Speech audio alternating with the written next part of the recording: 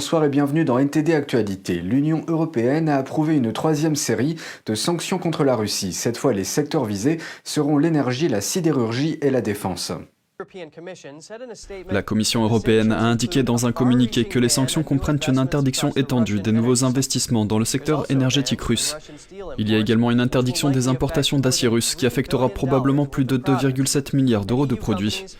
En outre, les entreprises de l'UE ne pourront pas exporter vers la Russie des produits de luxe d'une valeur supérieure à 300 euros, ni des voitures d'une valeur supérieure à 50 000 euros. Les transactions avec les entreprises liées au complexe militaro-industriel du Kremlin seront également totalement interdites. Les nouvelles sanctions interdisent également aux agences de notation de crédit de l'UE de noter les entreprises russes. En outre, la nouvelle réglementation gèlera les avoirs d'un plus grand nombre de chefs d'entreprises qui soutiennent la Russie. Le bloc a également décidé de retirer à la Russie son statut commercial de nation la plus favorisée.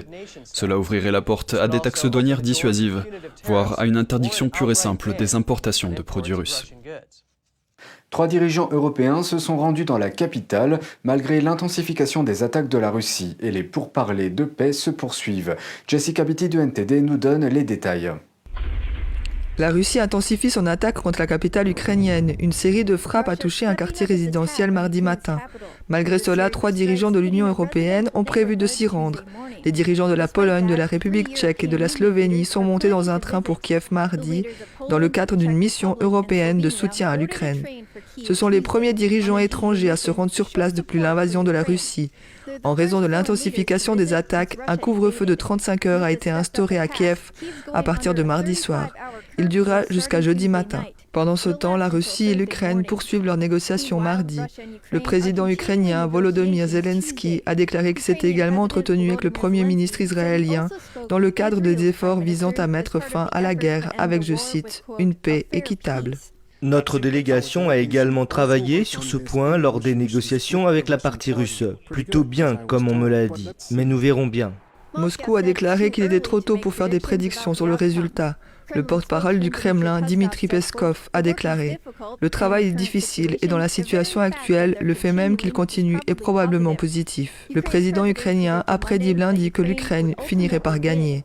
Il a délivré ce message aux soldats russes.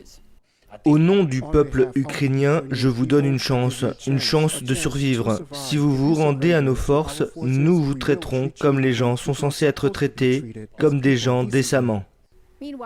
Pendant ce temps, la Russie affirme avoir pris le contrôle de tout le territoire de la région de Kherson en Ukraine. NTD n'a pas pu vérifier indépendamment si cela est exact. Et la Russie a accusé l'Ukraine d'avoir lancé un missile sur la ville de Donetsk lundi. La Russie a déclaré que 20 personnes avaient été tuées. L'Ukraine a nié avoir lancé une telle attaque. NTD n'a pas pu vérifier de manière indépendante leur dire. L'Ukraine a nié les suggestions selon lesquelles elle tenterait de reconquérir les villes orientales de Donetsk et de Luhansk, sous le contrôle des forces soutenues par la Russie depuis 2014. Jessica Beatty, NTD News. Les États-Unis ont déclaré samedi qu'ils allaient envoyer jusqu'à 200 millions de dollars d'armes à l'Ukraine afin que le pays puisse se défendre contre l'attaque russe. Cela comprend des armes anti-chars et anti-aériennes. Pour plus de perspectives, écoutons un ancien vétéran de l'armée de l'air et candidat républicain au Congrès du New Jersey. Je pense qu'il s'agit d'une situation où Biden a l'opportunité de montrer ses capacités diplomatiques, d'amener toutes les parties à la table des négociations et de trouver une solution qui ait du sens. Je veux dire, pour être juste, au début des années 90, les États-Unis avaient un accord selon lequel ils n'allaient pas se déplacer vers l'est de la Russie et garderaient l'Ukraine hors de l'OTAN. Mais maintenant, il semble que depuis qu'il y a une pression pour cela, je crois que c'est une des raisons pour lesquelles la Russie s'implique. Maintenant, cela ne veut pas dire que la Russie a raison de faire tout ce qu'elle fait, parce que les seules personnes qui souffrent de cette situation sont les civils des deux côtés, du côté russe et du côté ukrainien. Et recourir aux armes et recourir à la guerre, surtout à un moment où notre pays est confronté à l'une des plus grandes crises énergétiques que j'ai jamais vues, n'est pas une démarche recommandable. Que devraient faire de plus les États-Unis pour aider le peuple ukrainien ? Je pense qu'ils devraient continuer à faire ce qu'ils font maintenant, continuer à leur envoyer de l'aide étrangère, à leur envoyer des ressources. Mais ce que je n'ai pas vu à New York, qu'ils essaient d'envoyer des armes légales en Ukraine pour qu'ils puissent se défendre, je trouve ça hypocrite, et qu'ils protègent les droits du second amendement en Ukraine, mais qu'ils ne les protègent pas ici aux États-Unis. Maintenant, pour être juste, nous ne sommes pas sous la même menace que l'Ukraine, mais c'est une preuve parfaite de la raison pour laquelle le second amendement existe, en premier lieu, à la seconde où votre pays a besoin d'être défendu, lorsque votre gouvernement commence à aller dans une direction différente, les gens ont le droit de se défendre pour se protéger.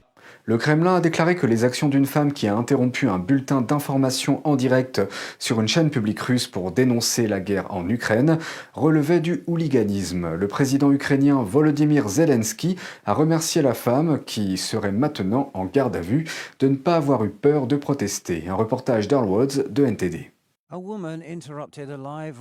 Lundi, une femme a interrompu un journal télévisé russe en direct sur Channel One, une chaîne contrôlée par l'État, en brandissant une pancarte derrière le présentateur du studio et en criant des slogans dénonçant la guerre en Ukraine. La manifestante a été vue et entendue pendant plusieurs secondes avant que la chaîne ne passe à un autre reportage. OVD Info, un groupe indépendant de surveillance des manifestations, a identifié la femme comme étant Marina Ovsiannikova. Dans une vidéo enregistrée avant l'incident et mise en ligne, une femme qui semblait être Ovsiannikova s'est décrite comme une employée de Channel One. Elle a déclaré qu'elle avait honte d'avoir diffusé ce qu'elle appelle la propagande du Kremlin.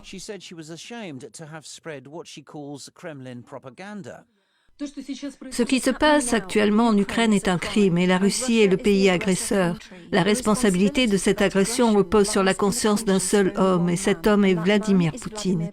Mon père est ukrainien, ma mère est russe. Ils n'ont jamais été ennemis. Elle a exhorté les Russes à sortir et à manifester. On pense qu'Ovsiannikova est en garde à vue. Lundi 14 mars, le président ukrainien Volodymyr Zelensky a remercié la femme dans une allocution à la télévision pour ne pas avoir eu peur de manifester. Tant que votre pays ne s'est pas complètement fermé au monde entier, se transformant en une très grande Corée du Nord, vous devez vous battre, vous ne devez pas laisser passer votre chance.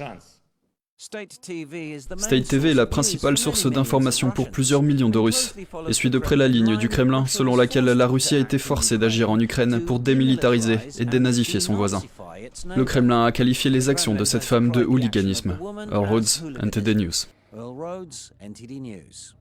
De nombreuses entreprises ont choisi de rester en Russie, certaines limitant leurs activités. Alan Fredrickson de NTD a enquêté sur ce sujet. Bien que de nombreuses entreprises quittent la Russie, beaucoup d'autres y restent ou y maintiennent une présence limitée. Parmi les entreprises notables qui y restent, citons la société taïwanaise de matériel informatique Asus, Reebok, Baker Hughes, General Mills et Subway. Il n'est pas nécessairement aussi facile de se retirer de certaines de ces lignes de production. Nous avons déjà des contraintes de chaînes d'approvisionnement incroyables dans le monde entier. Don Kaufman est le cofondateur de TheoTrade, un fournisseur d'éducation financière en ligne. Kaufman dit que ces entreprises devraient partir de toute façon et qu'il faudra 10 à 15 ans avant que les entreprises ne commencent à revenir.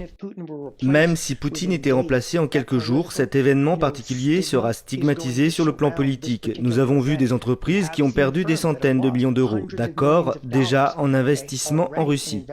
Nous avons perdu, vous savez, une énorme quantité de pétrole et de gaz en termes d'investissement dans ce domaine. Encore une fois, personne ne va oublier. Tout le monde n'est pas d'accord. Quand cette tension sera terminée et que la Russie s'ouvrira au monde entier, le marché russe sera multiplié par 2, 3, 4, peut-être en très peu de temps. Andrei Kovalev est un associé directeur de Business Invity Consulting Group. Selon Kovalev, les entreprises qui restent auront peu de concurrence, puis un avantage lorsque le marché russe rouvrira. Pendant ce temps, les grandes banques de Wall Street maintiennent une présence limitée. Elles comprennent Citigroup, JP Morgan et Goldman Sachs. De cette façon, s'ils ne rendent pas leur licence bancaire, ils restent ouverts dans le sens où ils ont des gens sur le terrain. Bien entendu, elles ne fonctionnent pas comme elles le feraient normalement, compte tenu des sanctions. David Schwartz est le président et le directeur général de la FIBA, une association internationale de commerce bancaire. Selon Schwartz, de cette manière, les banques n'auront pas à reconstruire à partir de zéro lorsque le conflit sera résolu. L'obtention d'une licence bancaire en Russie est une procédure longue et laborieuse. Alan Fredrickson, NTD News. Le chef de l'OTAN, Jens Stoltenberg, déclare que la Chine a l'obligation, en tant que membre des Nations Unies, de condamner les actions de la Russie en Ukraine. S'exprimant lors d'une conférence de presse précédant une réunion des ministres de la Défense de l'OTAN mercredi, il a déclaré que l'invasion de la Russie était une violation flagrante du droit international. Il a appelé la Chine à ne pas soutenir Vladimir Poutine et le Kremlin.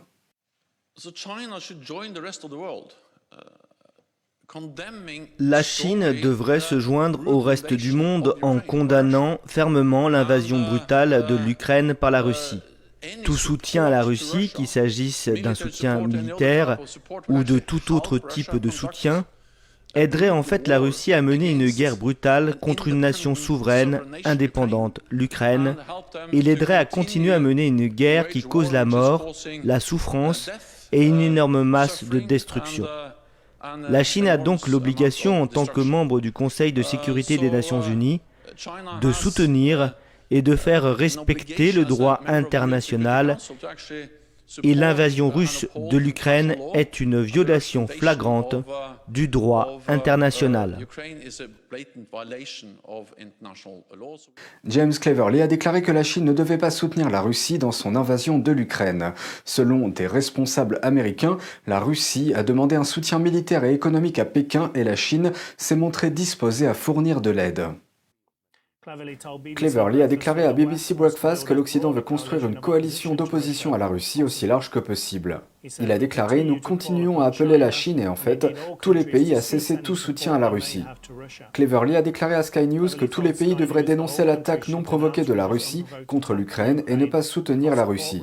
Le Télégraphe rapporte que, selon les rapports des services de renseignement américains, la Chine a indiqué sa volonté de fournir une aide militaire et économique à la Russie. Les États-Unis ont partagé ces informations avec le Royaume-Uni et d'autres alliés. La Chine et la Russie ont toutes deux démenti les informations selon lesquelles la Russie demanderait de l'aide à la Chine. Foxconn, le plus grand fournisseur de pièces détachées d'Apple, est l'une des nombreuses entreprises qui ont suspendu leurs activités dans la ville chinoise de Shenzhen. Les autorités ont commencé à appliquer des mesures de confinement strictes, alors que depuis le début de l'année, le pays a enregistré plus de cas de virus que le total des cas de 2021. Donma de NTD nous présente les faits. Les autorités ont annoncé dimanche que toutes les entreprises non essentielles de la ville suspendront leurs activités ou appliqueront des mesures de travail à domicile à partir d'aujourd'hui et jusqu'à dimanche prochain. La Chine concentre 19 à 20% de l'ensemble de la production mondiale. Et sur ces 19 à 20% de la production manufacturière mondiale, environ 10% proviennent de l'espace Shenzhen lui-même. À Shenzhen, les autorités ont ordonné aux plus de 17 millions d'habitants de la ville de rester chez eux. La ville est un important centre de production électronique. Ross Kennedy, fondateur d'une société d'analyse de la chaîne d'approvisionnement stratégique, affirme que si le confinement se poursuit, il pourrait affecter la chaîne d'approvisionnement mondiale. Les constructeurs automobiles Toyota et Volkswagen suspendent également certaines opérations.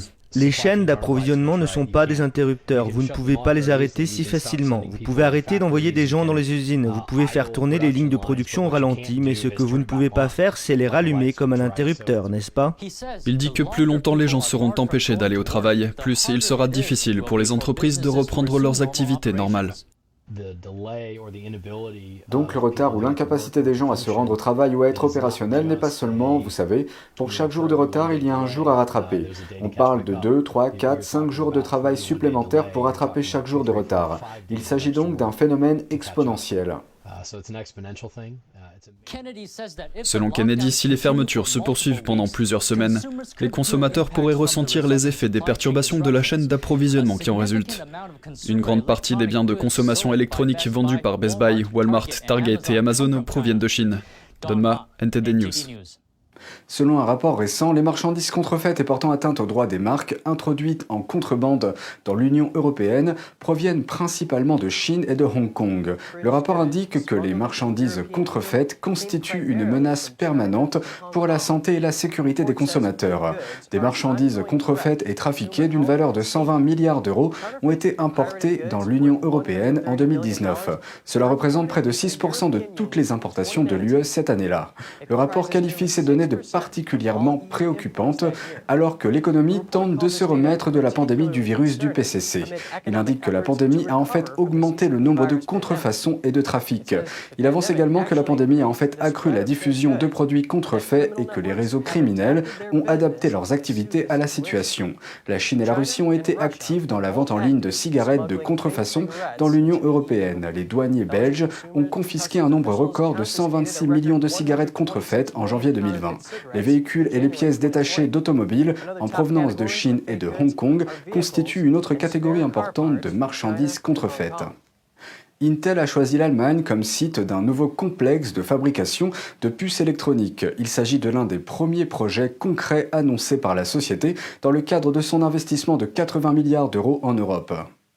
Le fabricant de puces américain a également annoncé qu'il allait renforcer une usine existante en Irlande et créer un centre de recherche et développement en France.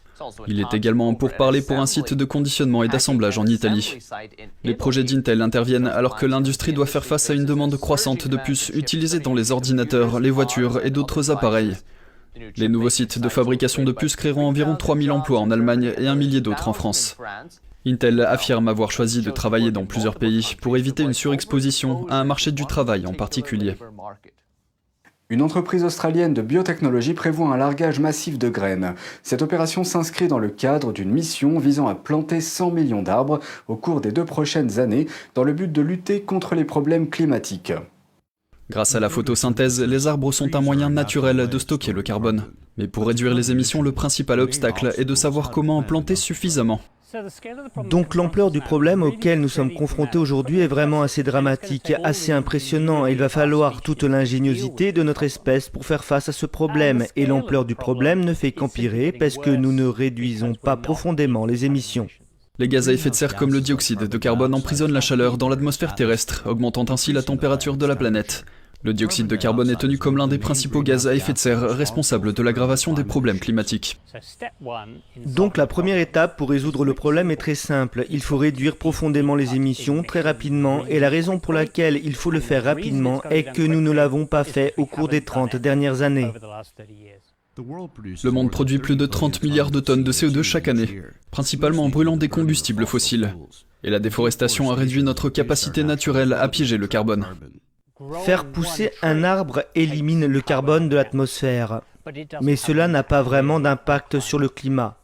Le problème fondamental de la reforestation comme solution au CO2 dans l'environnement actuel est qu'il faut faire pousser d'immenses surfaces de forêt chaque année, indéfiniment. La société de biotechnologie Airseed expérimente déjà des moyens d'accélérer le processus de plantation d'arbres. Cela inclut de nouveaux drones et un nouveau type de gousse organique, ce qui permettra à l'entreprise de planter des arbres plus rapidement. Les avantages de l'utilisation des drones sont les suivants. Nous pouvons planter à grande échelle ou créer une solution de plantation hautement productive comparable à celle d'une personne plantant 800 arbres par jour par rapport à un drone plantant 40 000 gousses de graines par jour. Il y a là une grande différence d'échelle. Et deuxièmement, les drones peuvent accéder à des endroits que les gens ne peuvent pas atteindre. Airseed a déjà été actif dans les régions australiennes du New South Wales, Victoria et Queensland, ainsi qu'en Afrique du Sud. L'année prochaine, son objectif est d'étendre ses activités en Asie du Sud-Est, en Amérique du Nord, en Afrique et en Europe. Andrew Thomas, NTD News. C'est la fin de ce journal, merci de l'avoir suivi, restez avec nous pour la suite de nos programmes.